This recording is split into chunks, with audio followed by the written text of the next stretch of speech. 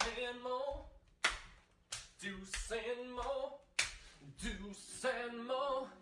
They tell you what they know. Do it for Deuce and Mo, Deuce and Mo. Hey. Do it for Deuce and Mo. When it comes to the Kings, it's my favorite show. Do it for Deuce and Mo, Deuce and Mo. Hey. Do it for Deuce and Mo. When it comes to the Kings, big hopes and dreams as we cover our kings. Never cover the kingdom, but we loving our kings. And we covered your prayers as we doing our thing. Big Deuce with the par, Lil Mo on the screen. Solo or together, still do it for team. Never switch up for $1 or revenue stream. So we always got each other, balance out the beam. Deuce and Mo, and that's the end of the theme song. Do it for Deuce and Mo. We are live! A happy Friday night.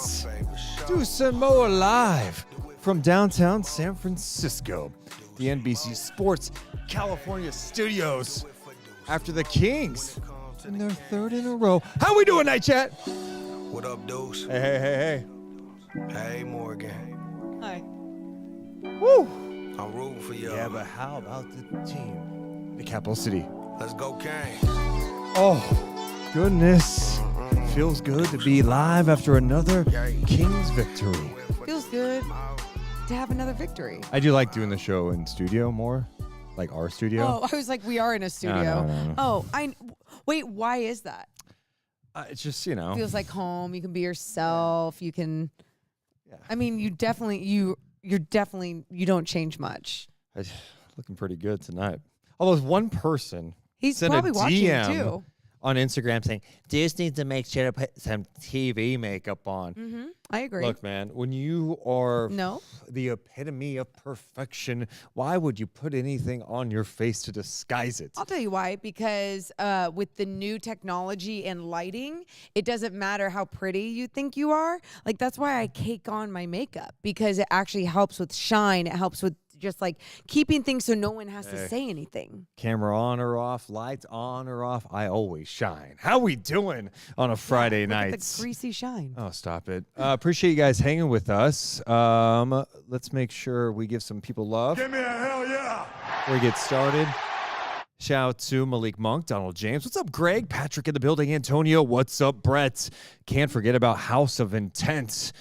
Gamer F2P. What's up, Daniel? Jace is in the building with Larry. Benjamin, how are you? Appreciate everyone hanging with us tonight. My scroll's not working now. Oh well. What's up, Manny? What is up, Bad News Sour Grapes? Thanks so much. Hi, guys. Just a couple of housekeeping notes real fast before we dive into the podcast. Housekeeping notes. Okay. Tomorrow night following Kings-Raptors, Oh, yes. we're doing a late night chat. So we could be back in the studio. Morgan's going to be working here again. With Mike Bibby. Yeah. So she'll join. It's going to be like a 10 o'clock start-ish time, 10:30. So not super. It's a Saturday night, so we figured too. It's just, it's better. We like doing the podcast together and hanging out and having fun. So about a 10 o'clock start tomorrow. A what? 10 o'clock start tomorrow. Yeah. What's up, Katrina? What's up, Gooey? What's up, Megadeth? Hi, Bad News Sour Grapes. Appreciate everyone being here. If you haven't done it yet, make sure to hit the thumbs up and subscribe. Give me a hell yeah. Shiny Deuce and Delightful Mo. Let's effing go. Wow. Yeah, it was one of those wins you just needed to get tonight. It wasn't pretty the whole time. No. But you got the job done, and now you head to Toronto tomorrow night. Quick turnaround. And it's going to be a weird game. I know we'll talk about that, but I'm sure you'll talk about tomorrow in your pregame too with Mike Bibby. But yeah, a 25-minute halftime tomorrow, which is very unusual, right? Very unusual. And that's, I mean, it impacts both teams, but it's still weird. You say it, well, it's interesting because, you know, one team could have momentum, one team could use the rest, but both these teams are on a second night of a back-to-back. Did we start the podcast? No, we haven't. Okay, let's start. Deuce and Mo, we don't have our theme with us here. You know what that means. Come down. 3, 2, 1. Hit my music. Deuce and Mo. Deuce and Mo. Deuce and Mo. Dude, we have done this podcast You for know a who long screws me time. up? Nick. Don't Coach blame Nick. Nick. He goes, Don't- they tell you what they know. And every time I'm like, The what? podcast that you know. The podcast that you know. Welcome into the Deuce and Mo podcast, recording this on a Friday night. We're at the NBC Sports Studios in San Francisco, but don't you fret. Tomorrow night, following Kings-Raptors, we'll be back in the Deuce and Mo studio so we can have fun, take calls, all that fun stuff. But tonight, let's start with the headline. The Sacramento Kings have now won 3 in a row. They go to Atlanta tonight, taking on a banged-up Hawks team. No Dyson Daniels, right? Yep. No DeAndre Hunter. They're missing a ton of guys. lot. But they had Trae Young, Jalen Johnson, and Garrison Matthews, a.k.a. Steph. He looked Matthews. like Steph Matthews tonight. The Kings got a big lead. Hawks made a run, tied it in the fourth quarter, but DeMar DeRozan, De'Aaron Fox, like, settle it He down. literally did that. Calm down. Yep. Fox with 31, DeRozan with 27. The Kings get the win in Atlanta, 123-115. They are now 3-2 on the season. I'm Deuce Mason. That's Morgan Reagan. How you doing, Mo? I'm doing so good after a victory. It's a Friday night. I love it. I love it all. It's been a crazy jam-packed start to the season. In those 2 days off, for me, were really fun and just like nice, like a better pace. So I can only imagine what it did for these guys because they came out so strong in that first quarter. Yeah, it was really good to see how the Kings offense was flowing tonight. I mean, it at times was just Flowing. they were making the extra pass. They were playing in their early offense, playing with pace, knocking down some shots, and it was flowing pretty well. Atlanta just kept it close, though. Yeah. And I thought the Kings' defense tonight was disappointing at times for sure. And Disappointing, yes. in the first half, there was some second chance opportunities. You know, who really hurt them in the first half were the bigs, like Okongwu, Capella, and Roddy. 2 of the 3 were in double digits, and it felt like the size thing was going to be a major issue. In the second half, it was the opposite, where it was the 3-point shooting that just destroyed the Kings. Garrison Matthews hit 7 of 13 from downtown, and if Garrison Matthews won this game tonight for the Hawks, what would you have done? the podcast was canceled. I retire. It's not true. None of it's true. None of it's true. He did say before the game, he goes, if the Hawks win this game, I will not be okay. And I was like, Yeah. okay, what does that even mean? Like, Well, bye? Like, I in all honesty, what I liked about tonight's game is it's another game where I look at last year's Kings probably fold when it gets tied. You know, when Trae Young ties it at Absolutely. 109, it just feels like the last year's team or even the year before, deflated. they turn the ball over and you're like, ugh, what are we doing here? But when you've got 2 guys in the fourth quarter who really aren't scared of the moment and are just killers, and DeMar DeRozan and De'Aaron Fox, you'll feel pretty good. The Sacramento Kings only scored 21 points, I believe, in the fourth quarter. Yeah, they were outscored 25-21, but 16 of the 21 were from Fox and DeRozan. you know, and you talk about, you keep mentioning the 2 guys that you had. And I mentioned this criticism even on the postgame show. And, I mean, you guys, we talk about how perfect this man is all the time. I can definitely criticize the slightest thing. And the slightest thing to me, because you even mentioned Fox and DeRozan being out there, being able to depend on them, whatever. It just was tough for me to see Sabonis get in the foul trouble at the end. I thought there was some bullshit calls throughout the game on him and some other guys. But then when he got that ticky-tack on Trae Young up by the half-court line for his 5th, and then at the end just blatantly used his arm on Capella, you could tell he was frustrated. And that to me was like just so the old Domas Sabonis that would like get frustrated, talk to the refs, do what he needed to do, showed his passion a lot of times, where he kind of went back to that toward the end of this game. But how great is it that the Kings now have multiple guys that they can depend on to get them back in it. He also had that touch fell underneath on Capella. That was an and 1 when they were on their run. They cut it to 109, 107. But yeah, I mean, there's also that foul. He got called on the illegal screen where you're going, what? Such bullshit. I mean, I think the frustration for him tonight was like he wasn't necessarily getting the benefit of the doubt, but he was also getting clobbered down. Yeah. And I think that's just frustrating for him. Absolutely. But he ends up with 15 points. He had 14 rebounds, 6 assists on 5 of 11 shooting. He's also 5 of 5 from the free throw line. Dude. An early season thing I'm loving through 5 games, the free throw shooting in general from Sacramento. They shot 30 free throws tonight. They were 26 of 30. DeMar DeRozan gets there a ton. Fox is hitting over 90% the free throw line this year. And after tonight, I think Sabonis is pushing almost 80% the free throw line. And last year, the Kings didn't get there a ton. They were, 21st in free throw attempts, but then they were last in free throw percentage. People are like, the Kings suck at free throws. No. Two guys were really bad at it, okay? It was Fox and Sabonis last year for the most part. The most, right? Yeah. And Fox turned it on after the All-Star break. Sabonis just was inconsistent all year. So it's really refreshing to see the Kings not only getting to the line more, but knocking down their free throws, and Sabonis knocking down his free throws.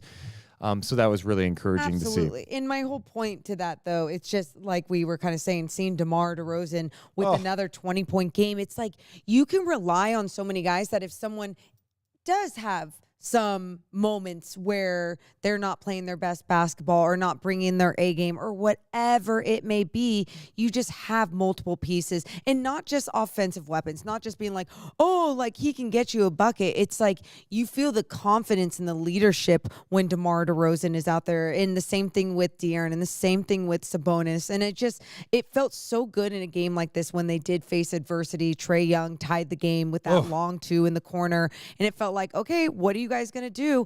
De'Aaron just goes to work, tells everyone to calm the F down. And it's like, this is of course I don't want it to get back to that point and get close again, but it's the NBA. It's going to happen at times. Yeah, too. Teams are going to absolutely make runs. Yes. And you don't love it when it happens, but it's how you handle it.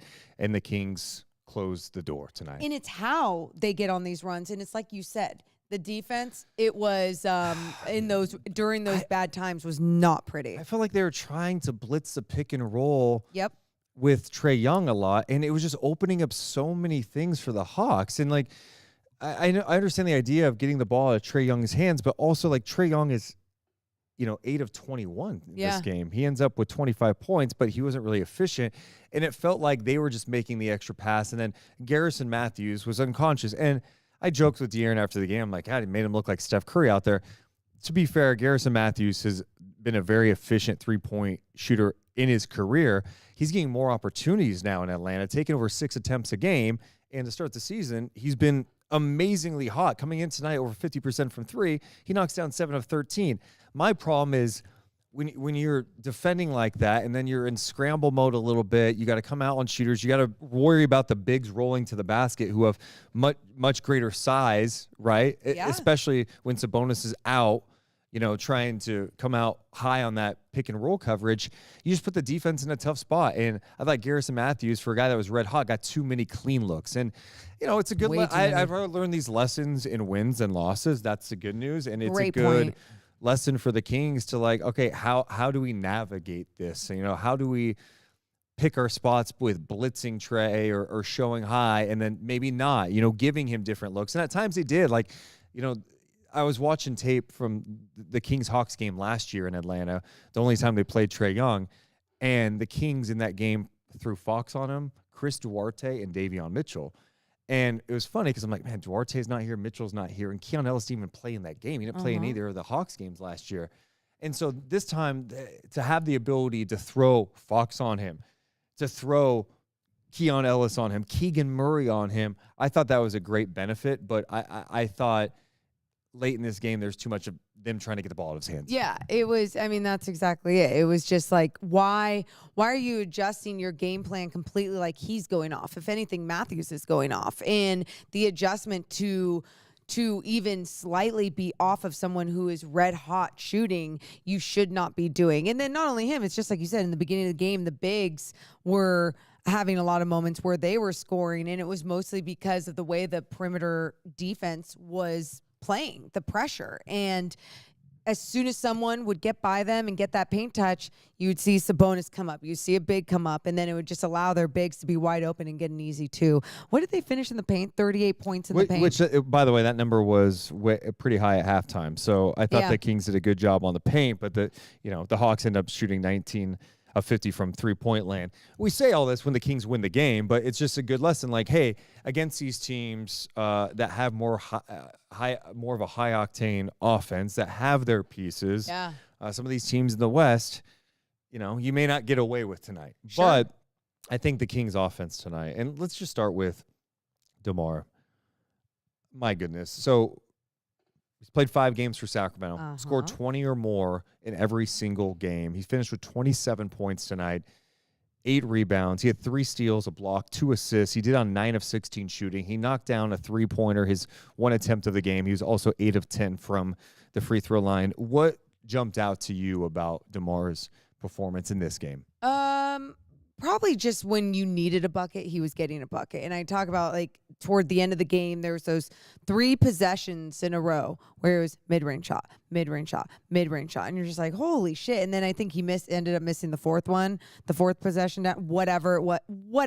My point is, it just felt like when we say, oh, DeMar DeRozan's a bucket, like that was the epitome of what we were trying to say in the work that he's put in, but also the understanding of him being that type of player that you can rely on out there on the floor. And you broke down a video in the pregame with a lot of defenses collapsing over to him once he would start to back down, whatever it is. And he just makes the right decision. He knows when he needs to shoot the basketball. I think there was a few times in the preseason where I was like, oh, is he going to do a lot more ISO than we even think? I just think they've done such a great job of finding that balance. And again, egoless team where you're going to see someone like DeMar DeRozan just do a really good job of adjusting with who he's playing with. I mean, last year they lose this game, you know? It's so true. Having another guy that, I mean, we talked about this when they signed him, and I know it's 5 games in, but you see game after game, he's just more comfortable with the offense. And it's not like, I think early, the first game or 2, you're like, oh man, are the Kings having an identity crisis where it's like, I said, like, it seems like DeMar is getting used to the Kings' pace, and the Kings are getting used to his pace every once in a while. And I think they're striking a really good balance recently where he is playing, he's getting the Kings into the early offense. Yeah. And finding, and then he finds mismatches. And if it's a mismatch, he knows, one, if they don't bring help, he can go get a bucket. If the help comes over, he's got the vision to find guys. Like Morgan was talking about this breakdown I did in the pregame today.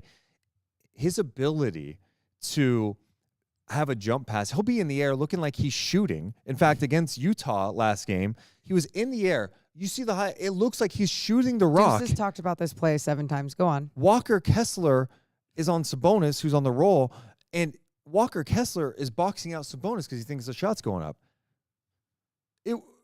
Last second, he throws it to Sabonis, who scores it no problem. Anyway, his feel for the game is just tremendous. The guy is a certified bucket elite shooter, 55% shooting. He's averaging 24 points a game with the Kings. Yeah. You know, he's getting steals, deflections. 3 steals tonight? 3 steals tonight. Yep. He's been spectacular. And I'll while you talk more about him, I'm going to look up deflections tonight. Yeah. And, you know, I think that's been one of the coolest parts, too, is that you are going to get inspired by the way someone plays. Like, we always talk about how Domas is just like, you never have to question his effort. This guy's a beast. He sacrifices his body. De'Aaron, like, when he gets mad, he just gets going even more and gets active with his hands.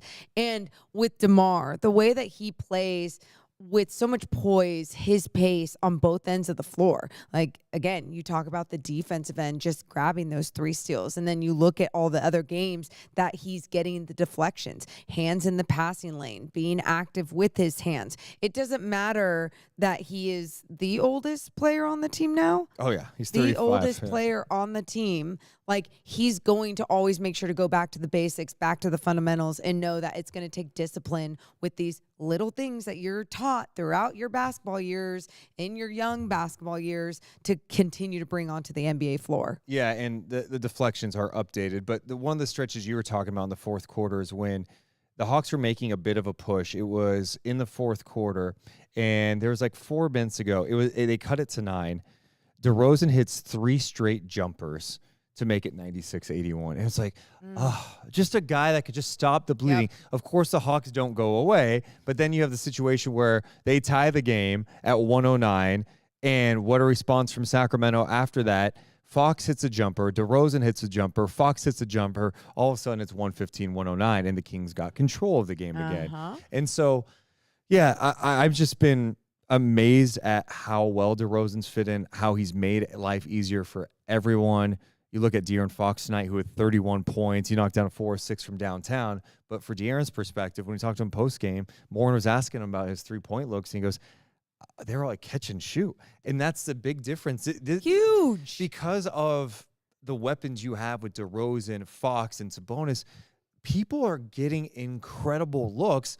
Now the others have to start knocking them down, but you're generating awesome looks. Yeah, and that's super important, right? Like, especially when you talk about some of the threes over the last couple of years the Sacramento Kings have taken, especially when it just becomes Chuck City. And not all threes are created equal. And you're just going like, for the home run play. Yeah, you're living or dying and living and dying by the three, and you're not like working the defense, not, doing anything else. And I just feel like this team, and probably because of the way that they're coached by Mike Brown, they are being taught, no, that's not okay. Like, we have standards when it comes to our threes, and just look how beautiful the basketball is when they are playing like that. The ball has a different type of energy. It's flowing. I mean, you talk about it from 3-point land, but truly that play in transition, they get the ball out, and it was just pass. Malik no to dribble. Keon, no dribble. Yeah. And it's like, those are the type of drills that you do at practice. And when you see that as a coach and you just understand how the ball can advance so much faster with the pass than a dribble, it's a beautiful thing. And, when DeRozan got signed, a lot of the critics were talking about the pace, right? Yeah. But they were also talking about, man, what's spacing going to be like? And one of the things we had talked about is, like, DeMar draws attention. Like, it's just and he's not like an elite three-point shooter. He's taken more over the years, but he's not known for his three-point shot. So what's the spacing going to be like? Well, he creates spacing because he creates mismatches, and you have to defend him in the mid-range. He's one of the best mid-range guys in the NBA, and when he gets to his spots in the mid-range, it's night-night. I still think that was the funniest narrative that was ever put out there. It's a simple thing. So many fans, well, he's not a three-point shooter, so therefore there's no spacing. You can create spacing in different ways. Sure. Spacing by making sure guys are in the right spots, making sure they're shooting around, making sure that you have a guy like DeRozan who attracts double-team attention. Same with Fox. I just felt like it was a narrative that was picked up, and then everyone just kept going with it. And I remember, like, all I felt like I had to do was think about it and then go, well, I just don't think it's going to be an issue. And I'm so glad that I was right, that it's actually not an issue. And instead, there's just been such incredible basketball with some of these pieces on the floor. I would love to see the Kings get really hot from three soon.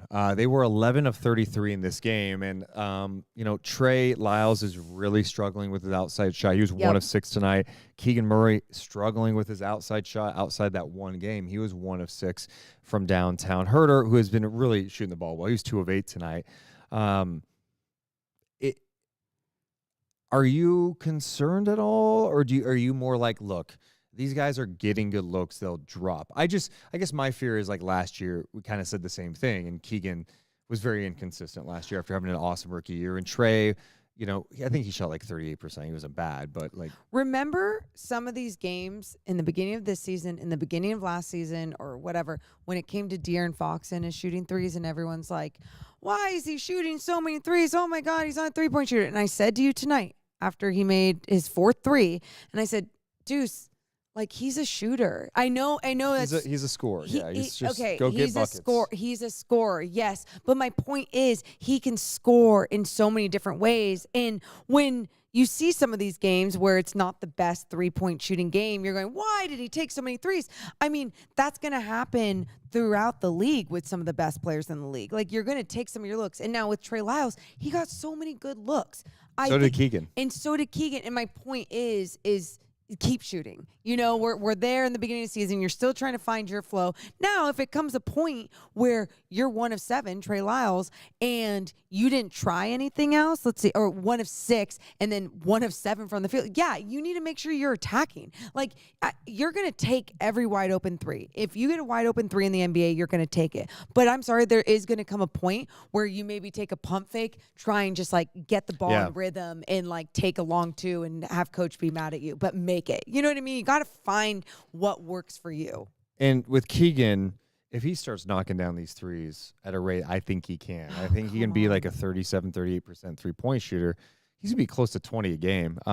I like the other aspects of Keegan's game this year. I think what he is showing me right. He had a double-double tonight. He had 14 points. He had 10 rebounds, 6 of 12 shooting, 1 of 6 from 3. And by the way, when we're talking about the Kings' three-point shooting, they're 11 for 33. They still mustered 123 points. Yeah. Because they're knocking down other shots. They're getting to the free throw line, making their free throws. But with Keegan, they challenge him like, you're gonna defend a variety of people. Bigger guys. You're going to still defend guards out there, some of these wings, but also we need you to crash that offensive glass. And he's accepted the challenge. I think his rebounding has been fantastic. He had one tonight in the defensive rebounding where he just snatched it in the air from Clint Capella. He was flying in from the corners to get offensive rebounds, and it felt like big ones. He had a huge one in the fourth quarter. He's playing awesome defense. The one thing I told Morgan is, like, I just need his, like, aggressive mentality when it comes to crashing the offensive glass to be his mindset when he's got the ball and attacking the basket. He had one tonight in transition where he got an and one where he just lowered his shoulder. He's gotten so much stronger. Yes. So I'm excited about that, but I want that consistency with the aggressiveness around the basket. But the rebounding and defense from him this year has been fantastic. What Deuce is saying, just in case anyone didn't understand, how aggressive he is when he grabs the rebound. That's how I felt like you didn't explain it right. I thought I did it well. That's how Deuce wants him to attack the basket, with that same type of aggression, which we have seen him do, but he wants to see it more. Thank you. I just explained Deuce language. But you're right. The energy, it's an energy booster when a teammate puts in that extra effort and gets you another opportunity, or makes sure to finish off a defensive possession. And I feel like he's doing that in such an obvious way right now. You know, like sometimes you look at the end at the stats, like poor Sabonis will always get, double-digit rebounds, and someone will be like, oh, yeah, okay, but they need a rim protector. And it's like, no, he's finishing off the defensive possession. And with someone like Keegan Murray, it's just in your face with the way that he's flying in there, which I believe makes everyone a little bit more energized, from fans to the rest of the team. One thing I really wanted to mention really quick, someone said in our chat that they were actually there, and they were like, it was a library in there. And I read on one of our beginning sheets that we have, that they put out all these different stats. They say that the Hawks have the lowest attendance of all the NBA so far this year. Sucks. I know. I hate it. But go on. I hate it. It's a bummer. It does. It's not fun to play in an empty gym as a player, whether you're home or away. It just sucks. So, Keegan also had 3 assists tonight, including a lob to De'Aaron Fox off a turnover. I bring up the assists because the Kings had 28 assists on 43 makes tonight, but my favorite part about it was the balance. Everyone who played in this game tonight had at least 2 assists. Well, let me take that back. Colby Jones only played for that brief second when Mike, for whatever reason, put him in the end of the fourth quarter, or end of the third, real fast.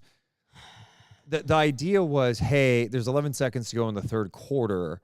Fox has 3 fouls. Let's not have him pick up a cheap foul. Sure. We'll put Colby in to defend Trae Young. Okay, a couple of things. One, Colby hasn't played the entire game, okay? Nope. And I know, hey, be ready when your name's called. Can we just trust that Fox isn't going to pick up a foul? And so what happens is Colby, gets blown by, fouls Trae Young who has a floater, then Trey Lyles comes in, goaltending and one. You're just like, dude, like, you don't think Fox could have just like handled that for 11 seconds? Like, it would have been okay. I think that's overthinking it for Mike Brown a little bit. Yeah, but I also understand it too as a coach, where you are overthinking that, and you're just like, but what if? Like, what if I just didn't do this one thing? And it ended up being this momentum changer at the end of the half, right? That was at the end of the second, right? Second quarter? End of third, I think. Oh, end of the third? I think. I okay. don't know. Wherever it was. It's end of a quarter momentum changer. Yeah, end of the third. Okay. And you could put Jordan McLaughlin in, as the chat said. Yeah. I mean, that's fair, but I mean, also, like, if Fox is fine, just let him check Trae, okay? But back to the assist for a second. DeRozan had 2, Keegan 3, Sabonis 6, Herter 4, Fox 3, Monk 6.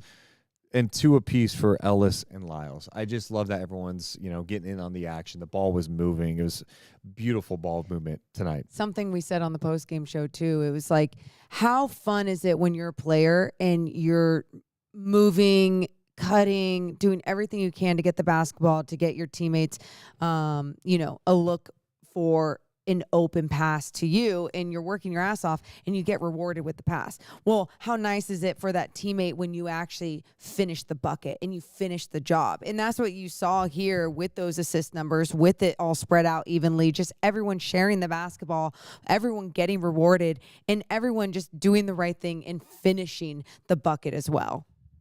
Mentioned Malik Monk with 6 assists. He had 9 points, 4 rebounds. He's 3 of 9 shooting. Hasn't been knocking down threes either. How about the dunk he had? Holy shit.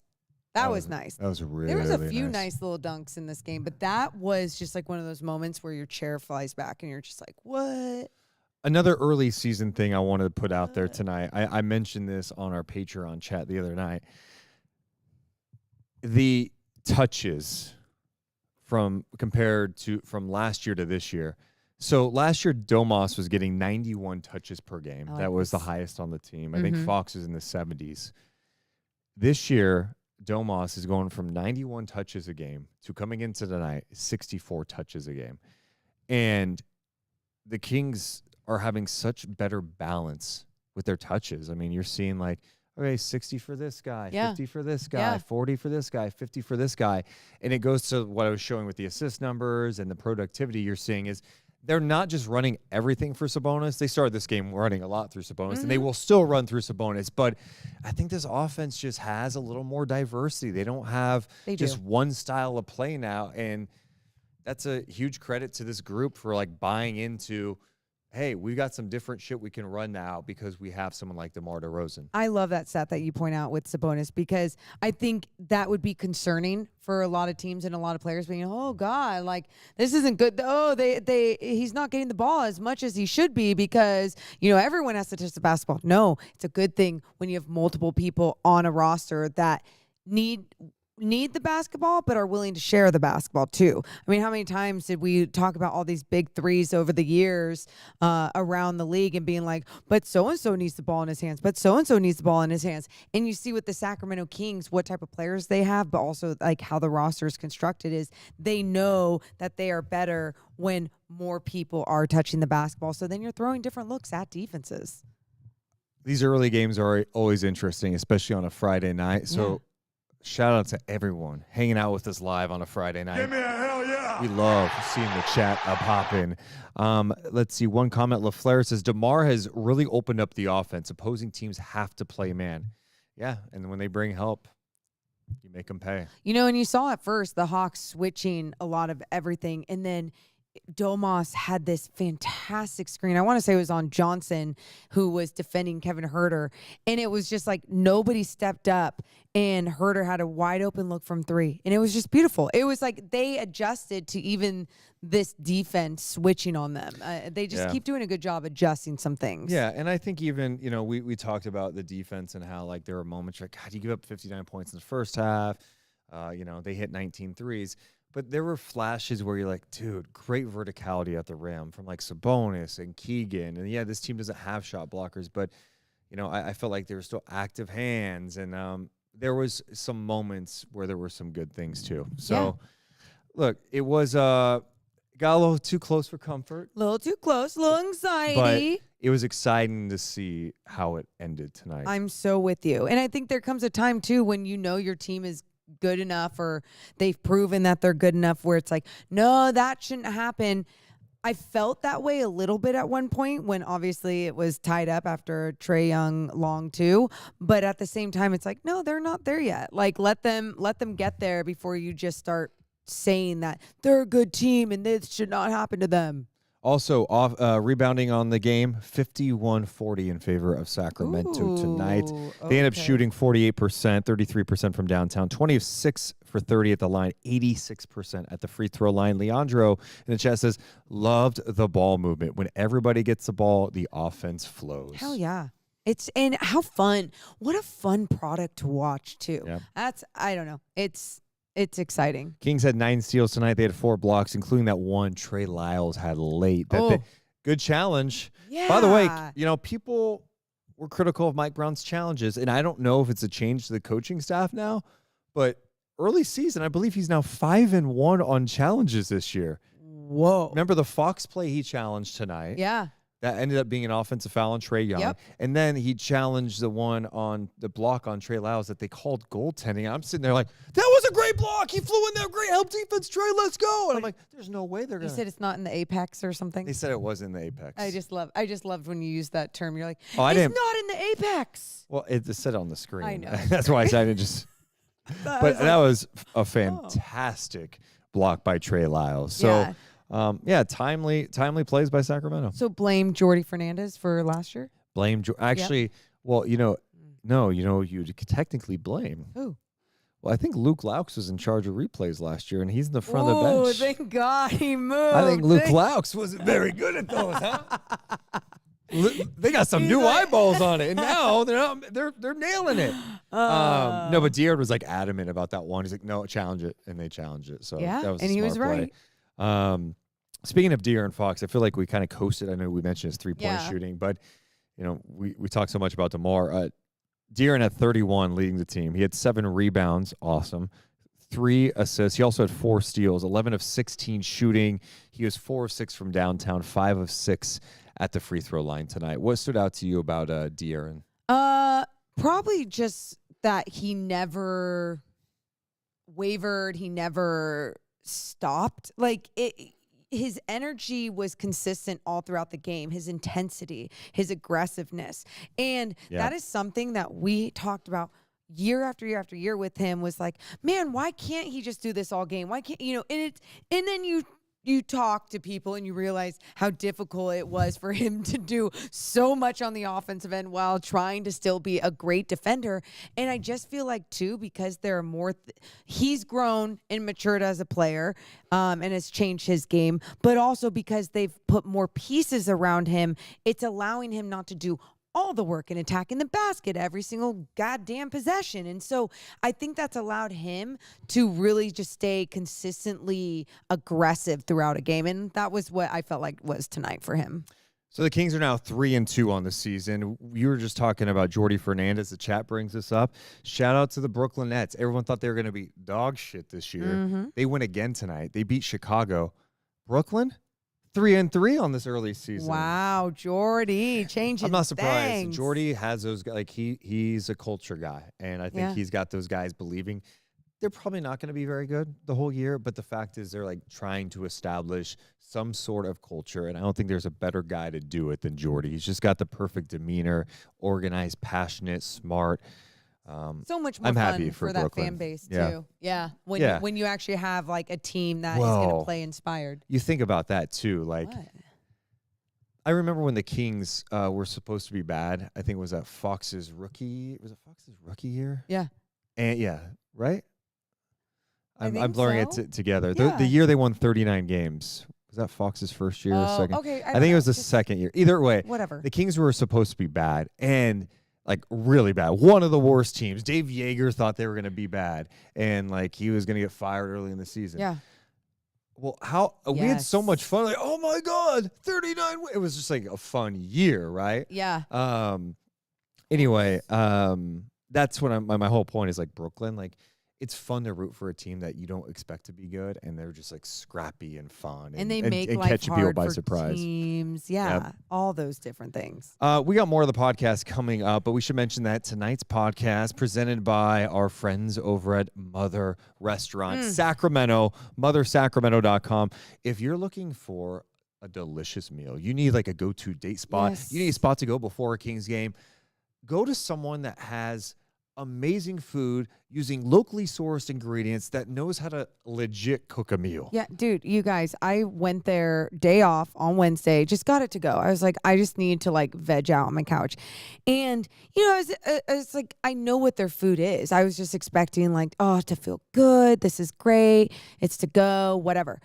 I'm not joking you. The feeling that I got with every single bite, I just sometimes you forget in a certain dish what type of flavors are in there and everything. They're just one of the best restaurants ever, and I'm just so proud that we get to partner with them. But also, there's tons of deals coming up in November that we'll go over tomorrow. But you can go in before every single Kings game, home or away, 50% off all drinks. 2319 K Street. You can also order online and look at the menu, mothersacramento.com. You can do it to go, but also like it's a fun spot to like just I want it again enjoy. tomorrow. You can eat outside, inside. It's great great area. Also presented by our friends over at Golden One Credit Union. If you're a Kings fan, this one's for you. Golden One is the official credit union of the Sacramento Kings. And how about some of the perks you get, Morgan Reagan? Get tons of perks. You get up to 50% off Kings home games through the Golden One's online discount ticket portal. How about merch? 15% off merch when you use your Golden One card at the Kings team store. I mean, you guys, and then you know when that whole thing when you like raise your card up in the air and they're like, who's a Golden One member? And you just kind of go, okay, what are you going to get? Like a gift package? I don't think so. Sometimes you can be upgraded to courtside, lower bowl. How about the behind the scenes tours? You can do a Kings warm up watch. Sometimes you get the post game free throw on the court. Take a free throw on the Golden One Center. We've already had listeners become Golden One members. It's really cool when you guys reach out and you tell me you're like, that's what I did now. So make sure you go and do it today. Yeah, visit golden1.com to see their range of products and services to help start your journey today. That's how you win as one. Become a member at golden1.com. Also presented tonight by our friends over at Northwest Exteriors. You're thinking about getting windows? Oh, what about an HVAC system? Or you need a little HVAC tune-up? Ooh. There's no better place to go than the experts over at Northwest Exteriors. They're back with us for a second year, and we believe in them because they do amazing work. We've seen it firsthand. How about the windows we have in our podcast studio? Dude. Game changer. Oh my goodness. To have energy efficient windows keeps it nice and cool in the summertime and keep you warm in the wintertime, and you save money. Not only that, the other day I was talking to a neighbor and my dog was inside and their dog was out on the front lawn. I'm petting the dog and my dog's barking. But guess what? I couldn't hear the dog barking. I just look over and I see like, you know, you see the mouth moving and stuff. I'm like, yes, because I got, what is it called? Noise canceling on my windows. So it's you a can game get changer. So many different features. Make sure you check out Northwest Exteriors. They also do HVAC too. If you need a tune-up, they can do that as well. Everybody who works there has been there forever. So great. Family atmosphere, great people. Make sure to check out their website, northwestexteriors.com, because they are Simply the best. Trust Northwest. Couldn't really hear it. No, I couldn't. I think we got it. It's okay. Hey, chat. Question for you tonight and a question for Morgan Reagan. Who should be our simply the best player of the game? I think it can go two main guys for me. De'Aaron and DeMar. Okay. I said simply the best player of the game, Okay, not players of the I'm game. going to go with De'Aaron for me. De'Aaron with 31 points tonight. But what about people in the chat? Who are you going with? Yeah, who you guys going with? Huh? Who you got? We're waiting for it to come in to see who you guys are actually going with. While we wait, we should mention some other stats. Kevin Huerter had 10 points, 4 assists tonight. The Kings. Look at that. Oh, a lot of people mentioned a lot of Fox with you got 31. Fomar, as in Fox and DeMar. Combined, huh? Well, let's see. I like Let's see it. what Deuce Mason chose as simply the best player of the game. Oh, I went with Debo tonight. DeMar okay. DeRozan. Got to give him some love. 27 points, 8 rebounds, 3 steals on 9 for 16. 9-1-6. 9 for 16 shooting. He was also 8 of 10 from the free throw line. Came up big with some massive plays, mid-range shots in the fourth quarter, some big free throws as well. He was beyond active, also had 2 assists and a steal. I think he's been a great pickup for the Sacramento Kings. He is our simply the best player of the game, presented by Northwest Exteriors. Congratulations, DeMar DeRozan. And big game for him tomorrow, going back home. Big game for him tomorrow. There's a lot of interesting angles. Kings play a second half of back-to-back against the Raptors. Let me just say one thing real fast. That's the one thing. This road trip, Do we have our map? I wish we did. So the Kings went from Sacramento to Salt Lake City. then down to Atlanta, Georgia. Uh-huh. You would think they play Miami this trip. You just go right next to Florida and go to play Miami, then go to Toronto, go back home. Maybe. No. Kings go from Salt Lake City. Actually, here's what I would have done. I would have gone Sacramento, okay, I love to it. Salt Lake Okay. City, Toronto, Atlanta, Miami, home.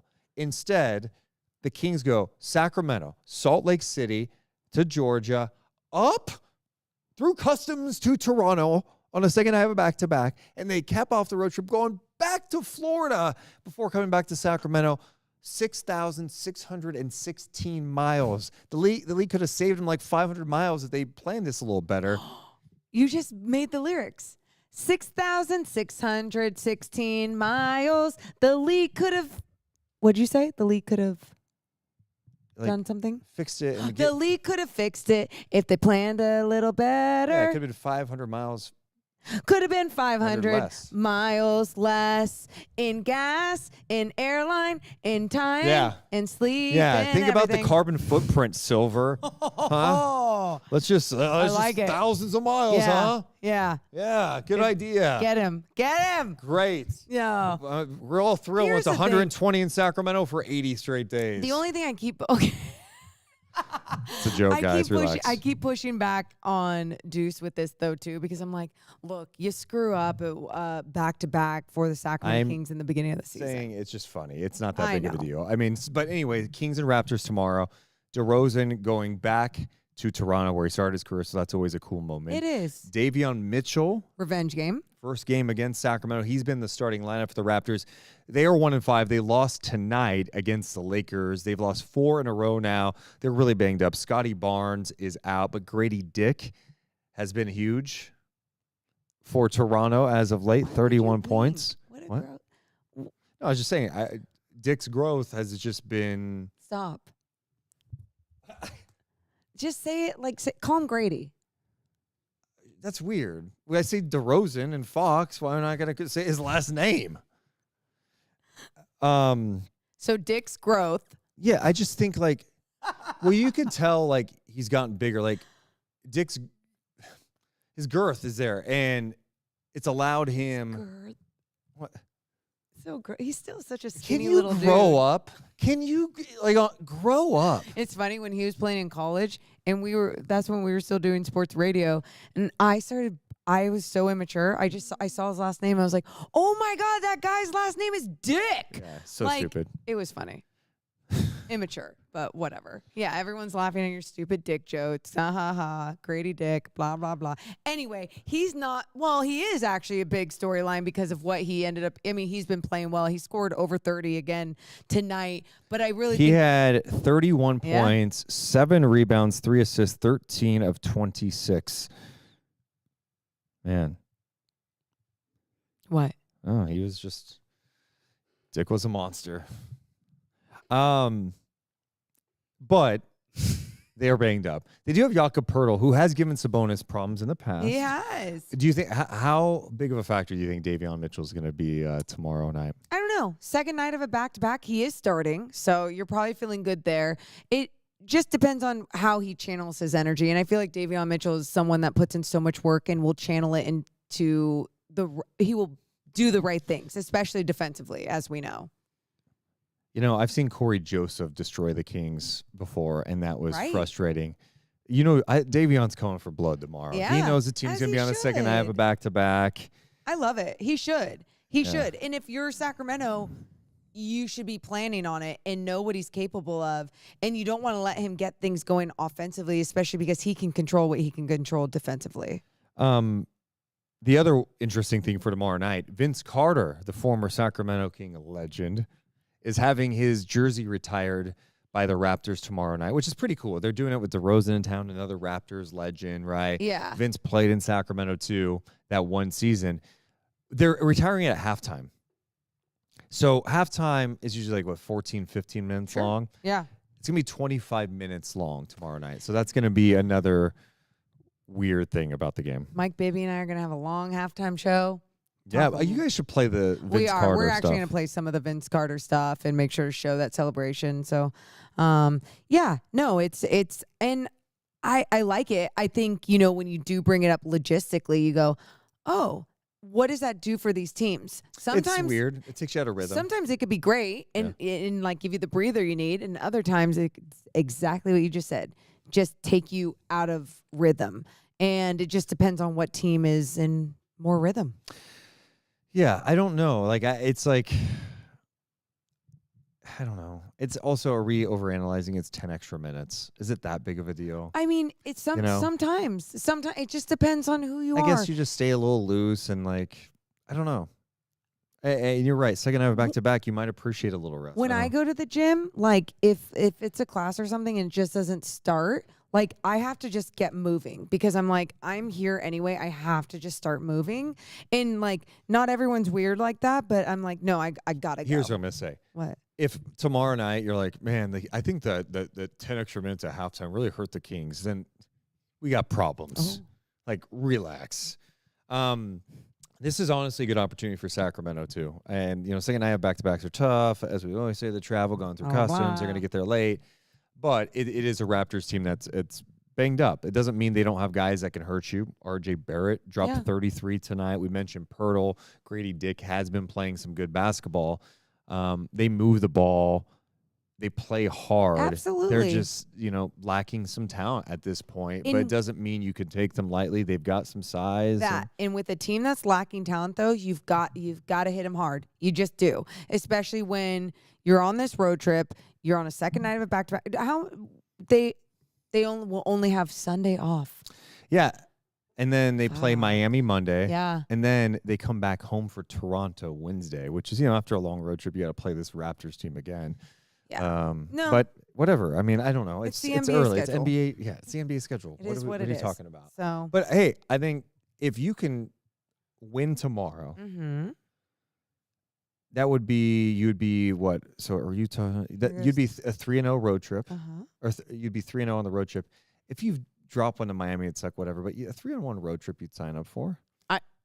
Yes. So obviously, of course, I would sign up for that. So get it done. Yeah, we'll just beat Miami too. Let's keep it rolling. Who do we have after just Toronto? Wants to win every game, and just like then you're going to beat this person, and then you're going to beat this person. Let me look real fast. Oh my God. Okay. Okay, so they go Toronto, Miami on the road, then home for Toronto, the Clippers, and then they go at Phoenix, at San Antonio, home for the Suns and Minnesota. Okay. It's gonna get interesting. There when we get there. A couple of Suns games coming up. We got Victor. We got Harrison Barnes. Harrison Barnes revenge. A rematch with Minnesota. I think that's a NBA Cup game. Is it? I think so. I'm excited. I want. We got that starting soon. I'm excited. Actually, I think the Clippers game's an NBA Cup game. That's the first one. Look what the NBA next Friday night. Made me excited for NBA Cup games. We're going to Vegas and we're getting that damn cup. Hopefully. We'll see. Any other final thoughts on this one? We're going to be doing this again tomorrow night, late night. We got it again tomorrow night. This was fun, though. I had fun. This was a fun game to talk about, too. I think Deuce and I have come on here after wins, and it's been like, they grinded it out. They did what they need to do, whatever. But this one, there was a lot of good. I know defensively there's a lot of troubles, but I felt like the good overpowering everything because they ended up with the W as well. So I was happy with it. Same. I think last year, even the year where they made the playoffs, there were so many games that you look back and go, man, why'd you throw away that game? And last year they had a game at Portland early they threw away. You remember the game at home against Indiana where you're like, they don't have Halliburton and Siakam trade just happened. They're shorthanded and you just lost them because TJ McConnell? Like, that's not a game you lose at home. They lost to the Pistons last year, right around the deadline. We're like, what is this? They lose to the Wizards. There's just so many games that you went, God, if you just handled your business, you'd be in a much different spot. So for them not to throw away these games against teams that aren't as good, who are banged up, that excites me. And now you got to go do it again tomorrow night against Toronto. I can't wait to talk about it. In the Deuce and Mo podcast studios tomorrow. So it'll be starting around 10 p.m. instead of right after the game. I'm going to drive back to Sacramento, and then hopefully I'll drive back seeing a beam. Yep. And it'll be 10 p.m. It's a Saturday night, so come party either way. We appreciate you guys so much for being with us tonight. Make sure after the show you drop some comments, hit the thumbs up, subscribe. If you're listening to the audio, give us a review. Seriously, all that stuff just helps us grow. We appreciate everybody's support. We love you guys, but we got to go. I got to drive back to Sacramento tonight. Oh, I have to stay because I have to do the game tomorrow. You all have a wonderful rest of your night. See ya! Deuce and Mo, Deuce and Mo, Deuce and Mo. They tell you what they know. Deuce and Mo, Deuce and Mo, Deuce and Mo. The podcast that you know.